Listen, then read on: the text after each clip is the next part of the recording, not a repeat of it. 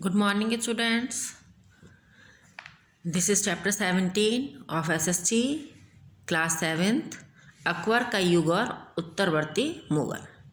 ठीक है, इस लेसन में अकबर के युग के बारे में आपको पढ़ाया जाएगा। ठीक है, और तब से हमारा मुगल पीरियड शुरू हो गया था, तो उसके बारे में कि और कौन कौन से शासक इसके अंदर हुए हैं वो आपको उसके बारे में सबके बारे में बताया जाएगा। अकबर का राज्य कैसा था, उसकी प्रशासनिक व्यवस्था कैसी थी, इन सब के बारे में। और अकबर, फिर जहांगीर, शाहजहाँ, औरंगजेब, इनके आगे की जो पीढ़ियाँ थी उनके बारे में आपको पढ़ाएंगे।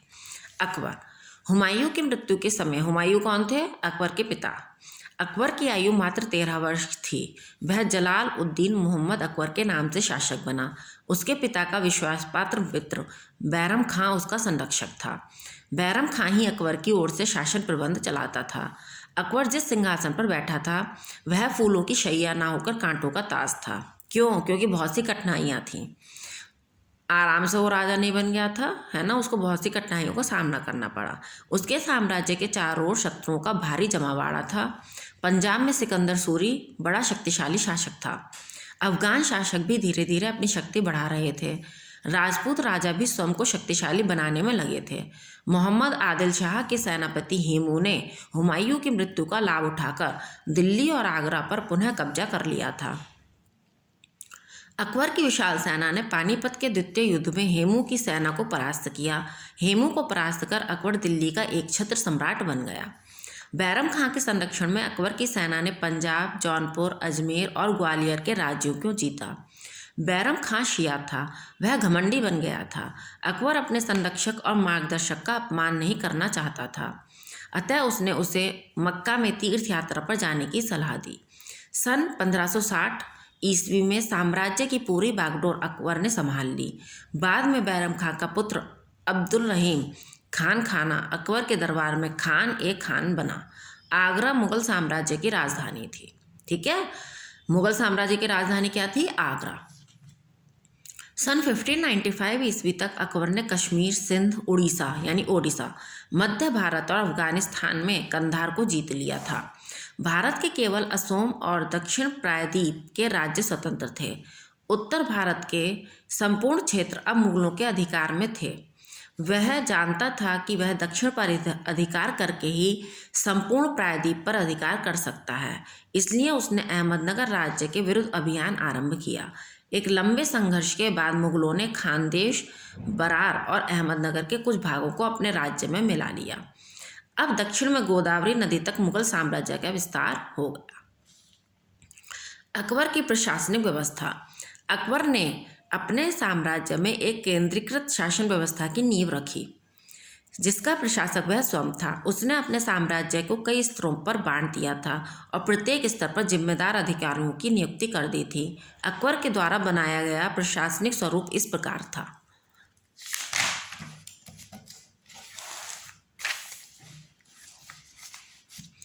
देखिए, ये टेबल दी हुई है, साम्राज्य के अंग हैं ये। इधर जिम्मेदारी क्या दी गई उन्हें और इधर कार्य हैं। केंद्र, साम्राज्य केंद्र, प्रांत, परगना और गांव। केंद्र में किस किस की जिम्मेदारी थी? बादशाह की, दीवान, सूबेदार, प्रांतीय दीवान। और इनके कार्य क्या थे? सेना, प्रशासन व न्याय, वित्तीय नियंत्रण। ठीक है, बादशाह का था सेना और प्रशासन व न्याय, दीवान का था वित्तीय नियंत्रण, सूबेदार का था कानून फौजदारी और प्रांतीय दीवान का था राजस्व वसूली, आय व्यय विवरण।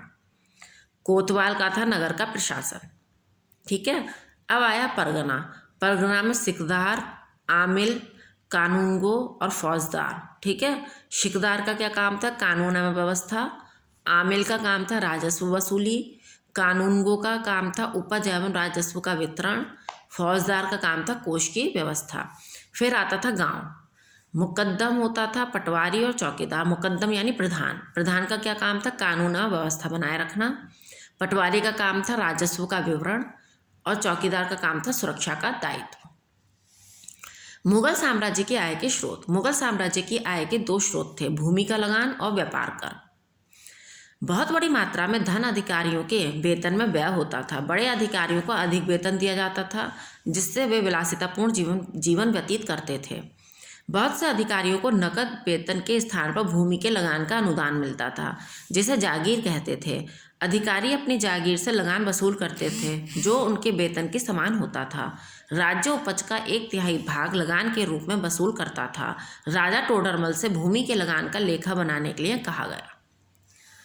व्यापार से इतना कर प्राप्त नहीं होता था जितना भूमि के लगान से, किंतु गुजरात और बंगाल जैसे क्षेत्रों में जहां व्यापार की बड़ी उन्नति हो रही थी, वहां पर व्यापार कर से सूबे बहुत धनवान बन गए थे।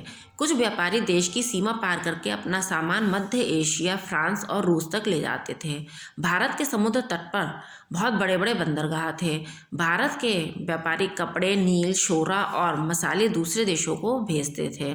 समुद्री व्यापार के संबंध में बहुत से यूरोप निवासी अकबर के दरबार में आए, क्योंकि पुर्तगालियों ने पहले ही अपने व्यापारिक केंद्रों की स्थापना कर ली थी। अकबर की मनसबदारी व्यवस्था। अकबर ने अपने प्रशासन में मनसबदारी व्यवस्था को लागू किया, जो इक्ता प्रथा का बदला हुआ रूप थी। प्रत्येक अधिकारी और सामंत को मनसब दिया जाता था और वह मनसबदार कहलाता था। प्रत्येक मनसबदार राजा को सेना भेजता था। सबसे छोटा मनसबदार 10 घोड़ों का मालिक होता था। सबसे ऊंचा मनसबदार 10,000 सिपाहियों का सरदार होता था। मनसबदार का पद पैतृक नहीं था। मनसबदारों का एक प्रदेश से दूसरे प्रदेश में तबादला किया जा सकता था। उन्हें निश्चित वेतन मिलता था। कुछ मनसबदारों को जागीर के रूप में भुगतान होता था। मनसबदारों को अपने पद के अनुसार सेना की देखभाल करनी होती थी। मुगल प्रशासन बहुत कुछ फौजी सेना व्यवस्था पर आधारित था। अकबर की सेना में तोप चलाने वाले सैनिक, घुड़सवार, पैदल सिपाही और नौसेना थी, और अन्य भागों में साम्राज्य के विस्तार भी इनके कार्यों में शामिल थे, किंतु ये कार्य बादशाह के आदेश से ही करते थे। बदले में इन्हें उच्च वेतन मिलता था। इतिहासकारों का कहना है कि इस समय मुगल अमीर या मनसबदारों को जितना वेतन मिलता था, उतना दुनिया के किसी भी अन्य राज्य के अधिकारियों को नहीं मिलता था। अतः वे बड़ी शान शौकत से रहते थे। रोचक जानकारी में देखिए क्या है। राजा मानसिंह अकबर के सबसे बड़े मनसबदार थे। उन्हें 7,000 सैनिकों का मनसबदार बनाया गया था। अब हम आते हैं अकबर की नीतियों पर। अकबर की नीतियाँ। राजनीतिक नीतियाँ। अकबर जानता था कि वह राजपूतों के समर्थन एवं सहयोग के बिना संपूर्ण भारत पर शासन नहीं कर सकता। इसलिए अकबर उन्हें पराजित करने के उपरांत भी उनका शोषण नहीं किया, वरन उनके सामने आदर के साथ पेश आया। उसने बहुत से राजपूत राजाओं को उनके प्रदेशों में शासन जारी रखने की अनुमति दी। उसने राजपूत राजकुमारी जोधाबाई से विवाह करके राजपूतों के साथ अपने संबंध सबल कर लिए, सबल यानी मजबूत। अकबर ने सरदारों को अपने शासन में उच्च पद सौंपे थे। राजा मानसिंह और राजा बीरबल सबसे विश्वसनीय राजपूत सरदार थे। धार्मिक नीतियाँ।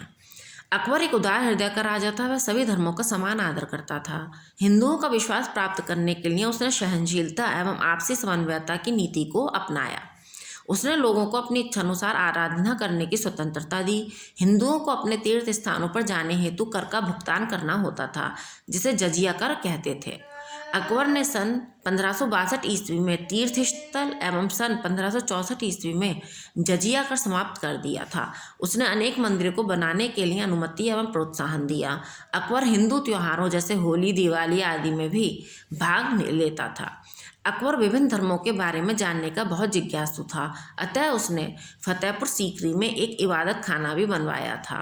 अकबर ने सभी धार्मिक संदेशों का निष्कर्ष प्यार, आदर एवं शांति से निकाला था। इसलिए उसने दीन ए इलाही, एक ईश्वरीय धर्म, दीन ए इलाही का क्या मतलब है? एक ईश्वरीय धर्म अपनाने का संदेश दिया।